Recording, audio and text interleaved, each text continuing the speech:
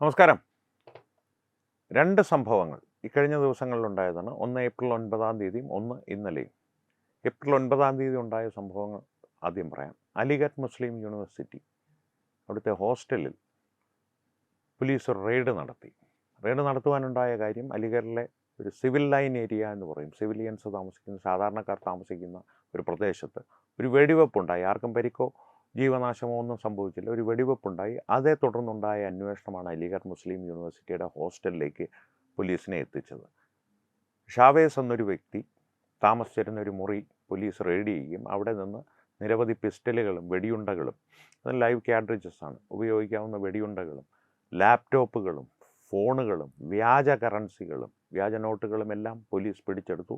Chavez ഇപ്പോൾ പിടിയിലായിട്ടുണ്ട് എന്നാണ് അറിയാൻ കഴിയുന്നത്. പക്ഷേ സ്ഥിരീകരിക്കുന്ന വിവരങ്ങൾ പോലീസ് പുറത്തുവിട്ടിട്ടില്ല. പക്ഷേ എന്തായാലും ഒരു വ്യക്തി പോലീസിൻ്റെ കസ്റ്റഡിയിലുണ്ട്. അത് ഷാവേസ് ആണോ, ഷാവേസിന് ആ മുറി നൽകിയ വ്യക്തിയാണോ എന്നുള്ളതിനെക്കുറിച്ച് സ്ഥിരീകരണമില്ല. ഈ മുറി നൽകിയ വ്യക്തി എന്ന് ഞാൻ പറയുവാനുള്ള കാരണം, ഷാവേസ് അവിടെ അനധികൃതമായി താമസിച്ചിരുന്നൊരു വ്യക്തിയാണ്. ആ മുറി നൽകപ്പെട്ടിരുന്നത് മറ്റൊരു വ്യക്തിക്കാണ്. ആ വ്യക്തിയാണോ ഷാവേസിനെയാണോ പോലീസ് കസ്റ്റഡിയിൽ എടുത്തിരിക്കുന്നത് എന്നുള്ളത് സംബന്ധിച്ച് കൃത്യമായിട്ടുള്ള വിവരങ്ങൾ പോലീസ് പുറത്തുവിട്ടിട്ടില്ല. എന്നിരുന്നാലും അലിഗഡ് മുസ്ലിം യൂണിവേഴ്സിറ്റിയുടെ ഹോസ്റ്റലിൽ ഇത്തരമൊരു സംഭവം നടന്നിട്ടുണ്ട്. കേരളത്തിലെ ഒരു മാധ്യമങ്ങളും അത് ഇതുവരെ വാർത്തയായി റിപ്പോർട്ട് ചെയ്തിട്ടില്ല.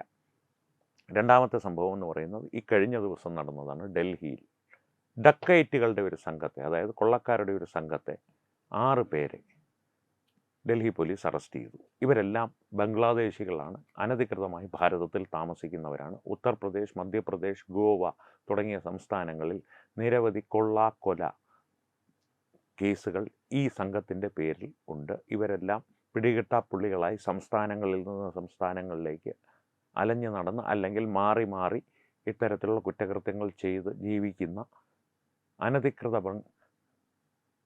കുടിയേറ്റക്കാരായ ബംഗ്ലാദേശികളാണ്. ഈ സംഭവങ്ങൾ രണ്ടും എന്തിനാണ് ഒരുമിച്ച് പറഞ്ഞത് എന്ന് ചോദിച്ചു കഴിഞ്ഞാൽ, നമ്മുടെ രാജ്യത്ത് ഭീകരവാദ പ്രവർത്തനങ്ങളുടെ രൂപം മാറുകയാണ്.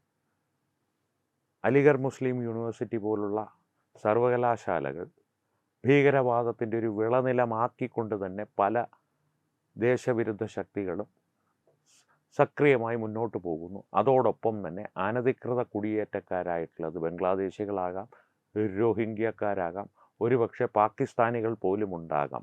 അവർക്കൊന്നും ഈ SIRൻ്റെ ഭാഗമായി അവരിൽ പലർക്കും മുൻപുണ്ടായിരുന്ന വോട്ടിംഗ് അവകാശം നഷ്ടപ്പെട്ടു എന്നുള്ളതല്ലാതെ അവരെ ആരെയും രാജ്യത്ത് നിന്ന് ഇതുവരെ പുറത്താക്കിയിട്ടില്ല എന്നുള്ളൊരു കാര്യം പ്രത്യേകം ഓർമ്മിപ്പിക്കുക ആണ് പ്രേക്ഷകരെ. ഓർമ്മിപ്പിക്കുന്നത് എന്തിനാണ് എന്ന് ചോദിച്ചു കഴിഞ്ഞാൽ, ഏതൊരു ഭീകരവാദ പ്രവർത്തനത്തിനും ഏത് സമയത്തും ലഭ്യമായിട്ടുള്ള പിണിയാളുകളായി അവരിപ്പോഴും നമ്മുടെ സമൂഹത്തിൽ തന്നെ തുടരുന്നുണ്ട്. അത്തരത്തിലുള്ള ആളുകളുടെ എണ്ണം ചിലപ്പോൾ കോടികളിൽ തന്നെ വന്നേക്കാമെന്നാണ്. ഏതാണ്ട് ഒരു 2 കോടിയോളം അനധികൃത കുടിയേറ്റക്കാർ ഭാരതത്തിൽ ഉണ്ടായേക്കാം എന്നാണ് ആഭ്യന്തര മന്ത്രാലയത്തിൻ്റെ കണക്ക് നമ്മളോട് പറയുന്നത്. ഈ കണക്ക് ഒരു 10% ഇത്തരത്തിലുള്ള രാജ്യവിരുദ്ധ പ്രവർത്തനത്തിന്, 2 കോടിയുടെ 10% എന്ന് പറയുന്നത് എത്ര? 20 ലക്ഷമോ? 20 ലക്ഷമല്ലേ? 2 കോടിയുടെ 10% 20 ലക്ഷം. 20 ലക്ഷം പേർ ഒരു രാജ്യവിരുദ്ധ പ്രവർത്തനത്തിന്, പോട്ടെ 5% ആയിക്കോട്ടെ, 1% ആയിക്കോട്ടെ, 2 ലക്ഷം പേരെങ്കിലും ഒരു രാജ്യവിരുദ്ധ പ്രവർത്തനത്തിന് സജ്ജരായി അല്ലെങ്കിൽ തയ്യാറായി നിൽക്കുന്ന പിണിയാളുകളായി. ഇവരെല്ലാം പരിശീലനം ലഭിച്ച പിണിയാളുകളെന്നല്ല, ഭീകരവാദികളെന്ന് ഞാൻ മനഃപൂർവ്വം വിളിക്കാത്തതാണ്. കാരണം ഇവരിൽ പലരും നേരിട്ട് ഭീകരവാദ സംഘടനകളുമായി ഇപ്പോൾ ബന്ധമില്ലാത്ത ആളുകളായിരിക്കാം. പക്ഷേ ഒരു ഭീകരവാദ സംഘടന ഇവരെ ബന്ധപ്പെട്ട് ഇവരെ ഏതെങ്കിലും ഒരു ആവശ്യത്തിനായി ഉപയോഗിക്കുവാൻ തീരുമാനിച്ചാൽ പൂർണ്ണ മനസ്സോടുകൂടി തന്നെ ഇവർ ആ ഭീകരവാദ സംഘടനകളുമായി സഹകരിക്കും. അതിൻ്റെ ഏക കാരണം മതം മാത്രമാണ്. ആ മതത്തിൻ്റെ അടിസ്ഥാനത്തിൽ ഏതൊരു ഭീകരവാദ സംഘടനയും ഭാരതത്തിനെതിരെ പ്രവർത്തിക്കുന്ന ഏതൊരു പ്രവർത്തിക്കും ഒരുപക്ഷെ മുന്നിൽ നിൽക്കുവാൻ ഇവർ തയ്യാറായേക്കും. അതുകൊണ്ട് തന്നെയാണ് ഇത്തരത്തിലുള്ള അനധികൃത കുടിയേറ്റക്കാരും അലിഗഡ് മുസ്ലിം യൂണിവേഴ്സിറ്റി പോലുള്ള സ്ഥാപനങ്ങളിൽ അനധികൃതമായി താമസിക്കുന്നു എന്ന് പറയുന്ന ഷാവേസിനെ പോലുള്ള വ്യക്തികളും ഒരേ തലത്തിൽ തന്നെ വരുന്നതും ഭാരതത്തിന് അപകടകാരികളാകുന്നതും. അലിഗഡ് മുസ്ലിം യൂണിവേഴ്സിറ്റിയുടെ അധികൃതർ അറിയാതെയാണോ ഇത് സംഭവിച്ചത്? തൽക്കാലം പോലീസ് അങ്ങനെ തന്നെയാണ് വിശ്വസിക്കുന്നത്, അല്ലെങ്കിൽ അങ്ങനെ തന്നെയാണ് വിശ്വസിച്ച് അന്വേഷണം മുന്നോട്ട് കൊണ്ടുപോകുന്നത്. ഇനി അന്വേഷണം നീങ്ങുമ്പോൾ പുതിയ വിവരങ്ങൾ എന്തെങ്കിലും വെളിപ്പെട്ട് വരുമോ എന്നുള്ള കാര്യത്തിൽ പോലീസിനും സംശയമുണ്ട്. കാരണം അലിഗർ മുസ്ലിം യൂണിവേഴ്സിറ്റി ഇന്ന് എന്നല്ല ഒരു കാലത്തും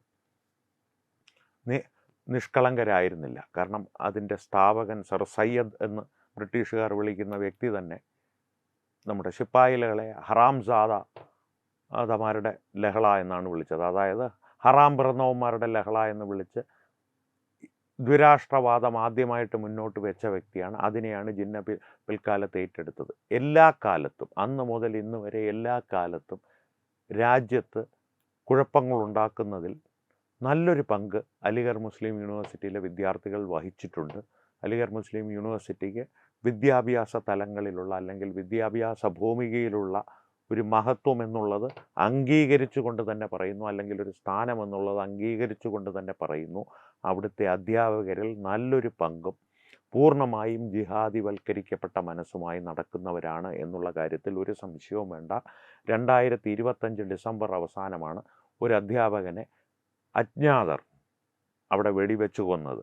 ഡാനിഷ് അലി എന്നുള്ള അധ്യാപകൻ പുറത്തു വന്ന വിവരങ്ങളനുസരിച്ച് അത്യാവശ്യം കാര്യമായിട്ടുള്ള പ്രവർത്തനങ്ങൾ, ഇത്തരം പ്രവർത്തനങ്ങളിൽ സജീവമായി പങ്കെടുത്തിരുന്നൊരു വ്യക്തിയായിരുന്നു.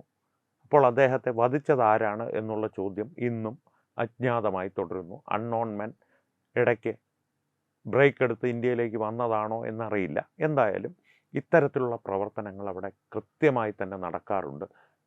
ഉത്തർപ്രദേശിൽ യോഗി സർക്കാർ അധികാരത്തിൽ വന്നതിന് ശേഷം മാത്രമാണ് സർവകലാശാലയുടെ മതിൽക്കെട്ടുകളിൽ നിന്ന് പുറത്തിറങ്ങി കുഴപ്പങ്ങൾ സൃഷ്ടിക്കുന്നതിൽ നിന്ന് താൽക്കാലികമായി ഇവർ പിന്മാറി സർവകലാശാലയ്ക്കുള്ളിലേക്ക് ഒതുങ്ങിയത്. എന്നിരുന്നാൽ പോലും സർവകലാശാലയ്ക്കുള്ളിൽ നിന്ന് രാജ്യത്ത് ഏതൊരു നിയമം വന്നാലും, CAA ആണെങ്കിലും അല്ലെങ്കിൽ NRC നടപ്പാക്കാൻ വന്നാലും, SIRൻ്റെ നടപ്പാക്കൽ സമയത്തും, വോട്ട് ചോരി ആരോപണം വ്യാജഗാന്ധി കുടുംബത്തിൻ്റെ യുവരാജാവ് ഉന്നയിച്ച സമയത്തും കുഴപ്പങ്ങൾ സൃഷ്ടിക്കുവാനുള്ള ശ്രമങ്ങൾ അവിടെ നിന്ന് ഉയർന്നിരുന്നു. ശക്തമായ രീതിയിൽ യോഗി സർക്കാർ അതിനെ അടിച്ചമർത്തുകയും കുറ്റക്കാർക്കെതിരെ നടപടിയെടുക്കുകയും ചെയ്തതുകൊണ്ട് മാത്രമാണ് കുഴപ്പങ്ങൾ അലിഗർ സർവകലാശാലയിൽ നിന്ന് വ്യാപിക്കാത്തത്. അലിഗർ സർവകലാശാലയിൽ ഇത്തരത്തിലുള്ള രാജ്യവിരുദ്ധ പ്രവർത്തനങ്ങളുടെ ബുദ്ധികേന്ദ്രങ്ങൾ പ്രവർത്തിക്കുമ്പോൾ അവരുടെ ഈ ബുദ്ധികേന്ദ്രങ്ങളുടെ പിണിയാളുകളായി പ്രവർത്തിക്കുവാനുള്ള കൊള്ളക്കാരും കൊലപാതകികളുമെല്ലാം അനധികൃത കുടിയേറ്റക്കാരുടെ രൂപത്തിൽ നമ്മുടെ രാജ്യത്ത് ചുറ്റി നടക്കുന്നുണ്ട്. അതുകൊണ്ട് തന്നെയാണ് ഈ രണ്ട് സംഭവങ്ങളെ പ്രത്യക്ഷത്തിൽ യാതൊരു ബന്ധവുമില്ലാത്ത അലിഗർ സർവകലാശാലയിലെ ബുദ്ധിജീവി മുഖം മൂടിയും അണിഞ്ഞ് നടക്കുന്നവരും ഇത്തരത്തിലുള്ള സാധാരണ വിരലടയാളം പോലും നേരെ പതിപ്പിക്കുവാൻ അറിയാത്ത ബംഗ്ലാദേശികളും കാങ്കുളുകളെന്ന് ട്രോളന്മാർ പരിഹാസത്തോടെ വിളിക്കുന്ന ബംഗ്ലാദേശികളും തമ്മിൽ നേരിട്ടൊരു ബന്ധവുമില്ല. പക്ഷേ ഇവരുടെ ഒരു അന്തർധാര, കുമാരപിള്ള സാർ സന്ദേശത്തിൽ പറഞ്ഞതുപോലെ അവർ തമ്മിലുള്ള ഒരു അന്തർധാര സജീവമായിരുന്നു എന്ന് പറഞ്ഞതുപോലെ മതം എന്നുള്ളൊരു അന്തർധാര, അതിൽ നിന്നൊരുവാകുന്ന ഒരു ഭീകരവാദത്തിൻ്റെ ഒരു തീച്ചരട് ഇവരെ തമ്മിൽ ബന്ധിപ്പിക്കുന്നുണ്ട്. അത്തരത്തിലുള്ള ഒരു ബന്ധം ഇവർ തമ്മിൽ നിലനിൽക്കുന്നിടത്തോളം കാലം ഈ രണ്ട് വിഭാഗവും രാജ്യത്തിന് എന്നും അപകടകരമായി തന്നെ തുടരും. ആ വിവരം നിങ്ങളോടൊന്ന് പങ്കുവയ്ക്കുവാൻ വേണ്ടിയിട്ട് മാത്രമാണ്. കൃത്യമായി ഒരു ബന്ധവും തമ്മിൽ തോന്നാത്ത, കേരളത്തിലെ മാധ്യമങ്ങൾ ഏതാണ്ട് പൂർണ്ണമായും അവഗണിച്ച ഈ രണ്ട് സംഭവങ്ങളും പ്രേക്ഷകരുടെ മുമ്പിൽ എത്തിച്ചത്. നിങ്ങളുടെ അഭിപ്രായം ഇത് സംബന്ധിച്ച് കമൻറ്റുകളിലൂടെ അറിയിക്കുക. ഇത്തരത്തിലുള്ള രാജ്യവിരുദ്ധ പ്രവർത്തനങ്ങൾ മറ്റേതെങ്കിലും സർവകലാശാലകളിൽ നടക്കുന്നുണ്ടോ എന്നുള്ളൊരു ചോദ്യം ഉയർന്നേക്കാം. ഉണ്ട് എന്ന് തന്നെയാണ് ഉത്തരം. അത് സംബന്ധിച്ചുള്ള വിശദമായിട്ടുള്ള ചർച്ചകളും വിശകലനങ്ങളും നിങ്ങളുടെ മുമ്പിൽ അവതരിപ്പിക്കുന്നതാണ്. കാരണം ഒരു വീഡിയോയിൽ ഒതുങ്ങുന്നതല്ല ആ വിഷയം. കാരണം ഇത്തരത്തിലുള്ള അലിഗർ മുസ്ലിം യൂണിവേഴ്സിറ്റി പോലെ തന്നെ JNUവിൽ പ്രശ്നങ്ങളുണ്ട്. ഈ രണ്ട് ഇടത്തും മാത്രമേ പ്രശ്നങ്ങളുള്ളൂ. ഈ രണ്ട് മഹത്തരമായ യൂണിവേഴ്സിറ്റികളുടെ പേര് ചീത്തയാക്കുവാൻ, പ്രതിച്ഛായ നശിപ്പിക്കുവാൻ വേണ്ടിയിട്ട് സംഖ്യയായ ഞാനിത് ചെയ്യുന്നതാണോ? അല്ല. കേരളത്തിലെ സർവകലാശാലകളിലും പ്രശ്നങ്ങളുണ്ട്. ഒരു പക്ഷേ അലിഗർ മുസ്ലിം യൂണിവേഴ്സിറ്റിയിലുള്ളതിനേക്കാൾ രൂക്ഷമായ പ്രശ്നങ്ങൾ. ഇവിടെ നിന്ന് തോക്കുകളുമായി ഭീകരവാദികൾ തെരുവിലിറങ്ങിയില്ലെങ്കിൽ പോലും ഒരു സമൂഹത്തിൻ്റെ, ഒരു പ്രദേശത്തെ ജനസാന്ദ്രതയുടെ ഘടനയിൽ തന്നെ മാറ്റം വരുത്തുവാനുള്ള രീതിയിലുള്ള പ്രവർത്തനങ്ങൾ, ബൗദ്ധികമായ പ്രവർത്തനങ്ങൾ, ഡെമോഗ്രാഫിക് ചേഞ്ച് ലക്ഷ്യം വെച്ചിട്ടുള്ള പ്രവർത്തനങ്ങൾ. ലവ് ജിഹാദ് എന്നുള്ള പേര് താത്വികമായി ഇപ്പോൾ ശരിയല്ല. ഒരു ട്രാപ്പ് ജിഹാദിലേക്ക് മാറിക്കൊണ്ടിരിക്കുന്ന ആ പേരിനെ സാധൂകരിക്കുന്ന പ്രവർത്തികൾ സർവകലാശാലകൾ കേന്ദ്രീകരിച്ച് കേരളത്തിലും നടക്കുന്നുണ്ട്. അത് സംബന്ധിച്ചുള്ള കൂടുതൽ വിവരങ്ങളും വിശകലനങ്ങളും പ്രേക്ഷകരുടെ മുമ്പിൽ താമസിയാതെ അവതരിപ്പിക്കുന്നതാണ്. എന്തായാലും ഈ വിഷയത്തെ സംബന്ധിച്ചുള്ള നിങ്ങളുടെ അഭിപ്രായങ്ങൾ കമൻറ്റുകളിലൂടെ അറിയിക്കുക. വീണ്ടും കാണാം. നന്ദി, നമസ്കാരം. വിട്ടുവീഴ്ചയില്ലാത്ത നിലപാടുകളുമായി ദേശീയതയുടെയും സമാജത്തിൻ്റെയും ശാക്തീകരണത്തിനു വേണ്ടി തത്വമയിയുടെ ജൈത്രയാത്ര തുടരുകയാണ്. യൂട്യൂബിൽ മാത്രം തത്വമയിക്ക് 10 ലക്ഷം സബ്സ്ക്രൈബേഴ്സിലേക്ക് എത്താൻ ഏതാനും ചുവടുകൾ മാത്രമാണ് ബാക്കി. മറ്റ് സോഷ്യൽ മീഡിയ പ്ലാറ്റ്ഫോമുകളിലും തത്വമയിയുടെ നിറസാന്നിധ്യം തുടരുകയാണ്. ഈ അവസരത്തിൽ ഞങ്ങൾക്ക് നിങ്ങളോടുള്ള അഭ്യർത്ഥന ഞങ്ങളോടൊപ്പം നിൽക്കുക എന്നുള്ളതാണ്. നിങ്ങൾ ഉപയോഗിക്കുന്ന ഏത് സോഷ്യൽ മീഡിയ പ്ലാറ്റ്ഫോം ആണെങ്കിലും ഞങ്ങളുടെ വരിക്കാരാകുക, ഞങ്ങളെ സബ്സ്ക്രൈബ് ചെയ്യുക, നിങ്ങളുടെ സുഹൃത്തുക്കളിലേക്ക് തത്വമയിയുടെ ഈ സന്ദേശം പ്രചരിപ്പിക്കുക. ഞങ്ങളോടൊപ്പം നിൽക്കൂ, രാഷ്ട്രത്തോടൊപ്പം നിൽക്കൂ, ദേശീയതയ്ക്കൊപ്പം സഞ്ചരിക്കൂ.